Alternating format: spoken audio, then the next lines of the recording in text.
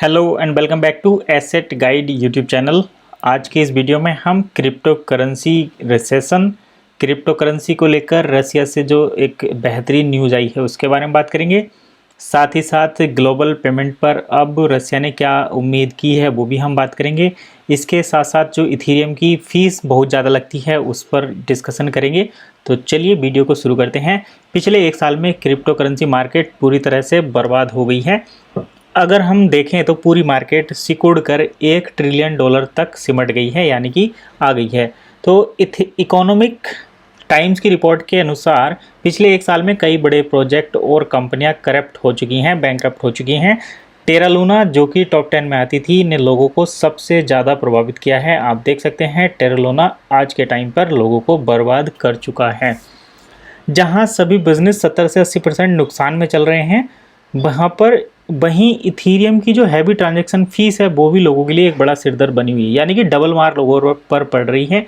एक तो उनकी क्रिप्टो करेंसी ऑलरेडी डाउन है, दूसरा उनको ट्रांजैक्शन पर हैवी फीस देनी पड़ रही है। क्योंकि अगर प्रॉफिट है तो हाई फीस दे सकते हैं, उसमें एक बार को देखा जा सकता है, लेकिन एक तो नुकसान और ऊपर से ट्रांजैक्शन फीस, तो ये दोनों कहीं ना कहीं परेशान कर देती हैं।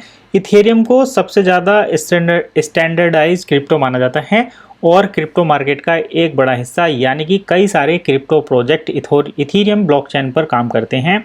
क्रिप्टो में हुए नुकसान और हैवी ट्रांजैक्शन फीस से काफ़ी हद तक राहत दिलाने का काम मर्ज के द्वारा किया जा रहा है। मर्ज एक ऐसा प्रोसेस है मर्ज एक टर्म्स है जिसके द्वारा इथेरियम के सॉफ्टवेयर को अपडेट किया जा रहा है। और ऐसा माना जाता है कि जब तक इथेरियम का सॉफ्टवेयर अपडेट नहीं होगा तब तक इथेरियम की ट्रांजैक्शन फीस को कम नहीं किया जा सकता। और ये इसी साल के 15 सितंबर को इथेरियम सॉफ्टवेयर अपडेट होना तय किया गया है। तो ये तो था इथेरियम से रिलेटेड अपडेट। अगर आप भी इथेरियम को बाय सेल करते हैं और उसके प्रोजेक्ट में इन्वेस्ट करना चाहते हैं और काफ़ी ट्रांजैक्शन फीस को लेकर परेशान हैं, तो अब आपके लिए एक राहत बड़ी खबर है, क्योंकि इथेरियम का सॉफ्टवेयर 15 सितंबर को अपडेट हो रहा है। इसमें आपको जो है लो फीस इसके बाद देखने को मिलेगी। दूसरा अब हम बात करते हैं, ये फाइनेंशियल एक्सप्रेस की रिपोर्ट है और फाइनेंशियल रिपोर्ट के अनुसार Russian PM takes cue from Iran crypto payment permit for import.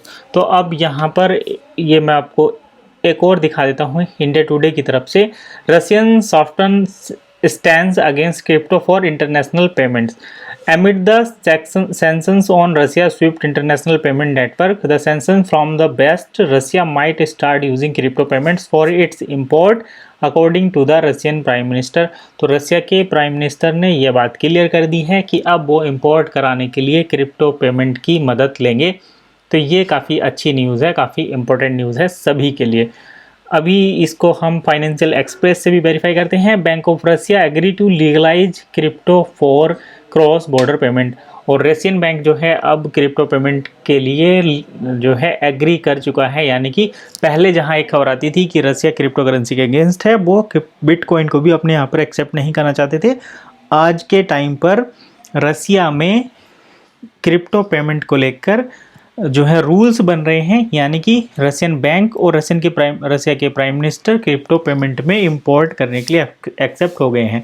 अब देखिए जितनी भी क्रिप्टो करेंसी मार्केट में स्टैंड करती हैं वो सभी यूएस के द्वारा जो एक लॉ बन रहा है, जो कि ग्लोबल इंटरनेशनल लॉ बन रहा है। तो अगर चाहे वो OneCoin हो, चाहे बिटकॉइन हो, चाहे इथेरियम हो, अगर यूएस एक मेजर बिल पास करता है जिसको दुनिया के सभी देशों में फॉलो किया जाएगा, तो उस लॉ के अंतर्गत यूएस ट्रेजरी जो बिल बन रहा है उसके अंतर्गत वन क्रिप्टो करेंसी को भी शामिल किया जाएगा, क्योंकि वन एक क्रिप्टो है और इसको ग्लोबल तौर पर एक्सेप्ट किया जाता है और ये इथेरियम के स्टैंडर्ड को फॉलो करता है। तो अगर यूएस का जो बिल है वो पास हो जाता है तो क्रिप्टो का एक नया युग आने वाला है, और नया युग आएगा तो नई चीज़ें आपके सामने होंगी। आज की इस वीडियो में बस इतना ही, मिलते हैं नेक्स्ट वीडियो में नई इन्फॉर्मेशन के साथ। तब तक के लिए कीप वॉचिंग एसेट गाइड।